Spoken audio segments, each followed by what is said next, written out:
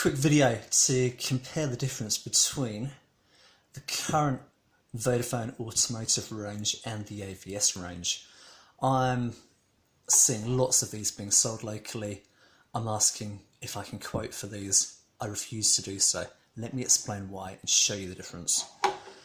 So the easiest way is to look at the circuit board inside, just so you can grasp what the quality is.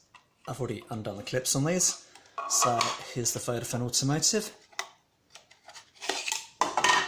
Here's your AVS. Let's hold these two up to the camera so you can see the quality of the circuit boards here. Spin them both around.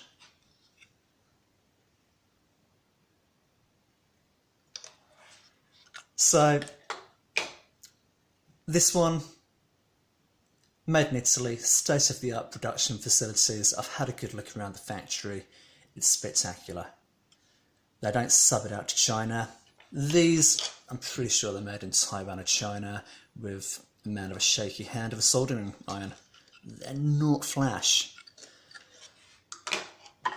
So the AVS, the last time these had their standards reviewed would have been back in 2003. Let me remind you how long ago that was. There was no Facebook in 2003, and you probably just clicked the link from Facebook.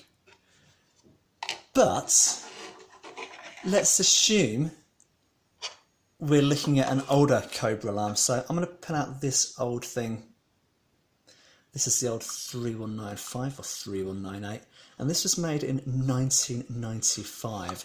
That's what, 24 years ago. Again, let's hold them both up. Look at the difference between the componentry and the quality of these two. I would quite happily have a 24-year-old Cobra over this piece of shit AVS in my car. I know these are reliable, I never get any comebacks, and I can still get replacement remote controls for these.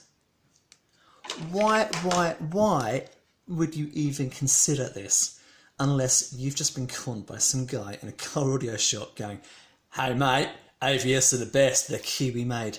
They're not Kiwi made, they're just pieces of shit.